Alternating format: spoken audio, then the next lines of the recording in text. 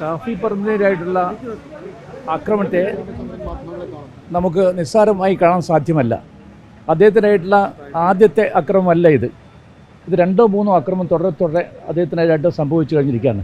കഴിഞ്ഞ ദിവസം പേരാമ്പ്രയിൽ തന്നെ ഇതുപോലെ അദ്ദേഹത്തെ ആക്രമിക്കുകയുണ്ടായി. കഴിഞ്ഞ ദിവസം വടകരയിൽ സംഭവിച്ചു ഈ കാര്യങ്ങൾ.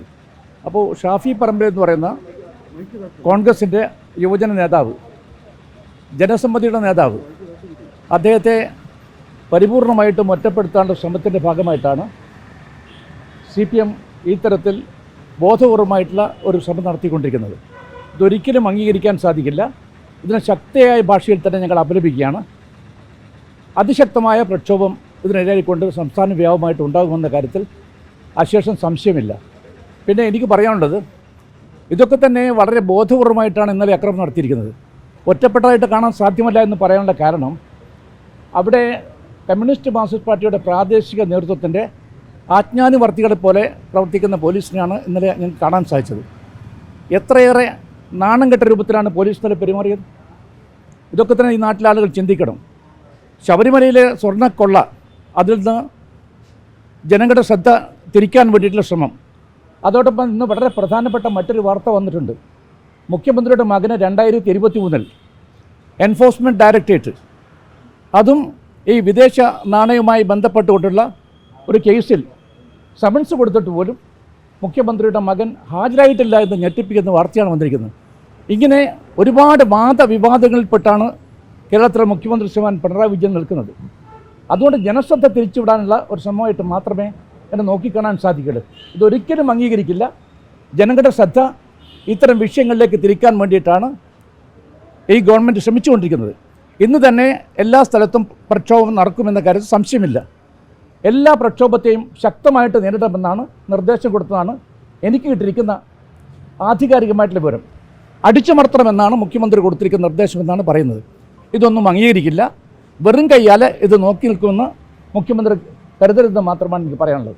നേതാക്കളും പ്രവർത്തകരും ഒക്കെ കൂട്ടത്തോടെ ഷാഫിയെ മർദ്ദിച്ചോ ഇല്ലോ എന്നുള്ള കാര്യം നിങ്ങളുടെ ചാനൽസാണ് കാണിച്ചിരിക്കുന്നത്. ഷാഫിയെ തെരഞ്ഞുപിടിച്ച് ഷാഫിയെ തന്നെ അടിക്കുന്ന കാര്യം 2 മിനിറ്റ് മുമ്പാണ് എല്ലാ TV ഇപ്പോൾ പ്രക്ഷോഭം ചെയ്തിരിക്കുന്നത്. നിസ്സാരമായിട്ട് കാണരുത്. അതിന് നിങ്ങൾക്ക് ഒരു ലാഘവ ബുദ്ധിയോടുകൂടി കാണാൻ സാധിക്കുമോ? ഷാഫിയെ തന്നെ തെരഞ്ഞുപിടിച്ചുകൊണ്ടാണ് പോലീസ് ലാത്തിയടിക്കുന്നത്. പിന്നെ അവിടെ നോക്കൂ, കണ്ണീർ വാതക പ്രയോഗം അത് നടത്തേണ്ട ഒരു സാഹചര്യം അവിടെ എന്താ? അത്രയും പ്രക്ഷുബ്ധമായ ഒരു അന്തരീക്ഷം അവിടെ ഉണ്ടായിട്ടുണ്ടോ? എന്താണ് ഇത്രയധികം പ്രകോപനം ഉണ്ടാകാനുള്ള കാരണം? നമ്മൾ ആ കാര്യത്തെക്കുറിച്ച് ചിന്തിക്കണം. ഇത് രാഷ്ട്രീയ പരിഗണന വെച്ചുകൊണ്ടല്ലേ ഈ കാര്യങ്ങൾ വിലയിരുത്തുന്നത്. സത്യസന്ധമായും അതുപോലെ ആത്മാർത്ഥമായിട്ട് ഈ പ്രശ്നത്തെ വിലയിരുത്താൻ വേണ്ടിയിട്ടാണ് പത്രലേഖന്മാർ തയ്യാറാക്കേണ്ടത്. നിങ്ങൾ തന്നെയല്ലേ റിപ്പോർട്ട് ചെയ്ത് അദ്ദേഹത്തെ തെരഞ്ഞുപിടിച്ചല്ലേ ആക്രമിച്ചിരിക്കുന്നത്? ഒരു വിദ്യാർത്ഥി യൂണിയൻ തിരഞ്ഞെടുപ്പിൽ തുടങ്ങിയ പ്രശ്നമാണ് അത്. പക്ഷേ മുതിർന്ന നേതാക്കളടക്കം ഏറ്റെടുക്കുന്ന അവസ്ഥയിലേക്ക് കൂടെ പോയിട്ടുണ്ട്. അല്ല, വിദ്യാർത്ഥി അത് കഴിഞ്ഞ 30 വർഷമായിട്ട് ഞങ്ങൾക്ക് അവിടെ ചെയർമാൻഷിപ്പ് കിട്ടിയിരുന്നില്ല. അത് കിട്ടുമ്പോൾ ആഹ്ലാദ പ്രകടനം ഉണ്ടാകുമല്ലോ. അതുമായിട്ടുള്ള സംഘർഷവുമായി ബന്ധപ്പെട്ടുകൊണ്ടാണ് ഇന്നലെ ഹർത്താൽ അവിടെ പ്രഖ്യാപിച്ചത്. ആ ഹർത്താലുമായി ബന്ധപ്പെട്ടുകൊണ്ടാണ് ഒരു പ്രാദേശിക നേതാവിനെതിരായിട്ട് കയ്യേറ്റം നടത്തിയെന്ന ദുരാരോപണം, അടിസ്ഥാനരഹിതമായ സത്യവിരുദ്ധമായിട്ട് ആരോപണമായിട്ട് കമ്മ്യൂണിസ്റ്റ് മാർക്സിസ്റ്റ് പാർട്ടി രംഗത്ത് വന്നത്.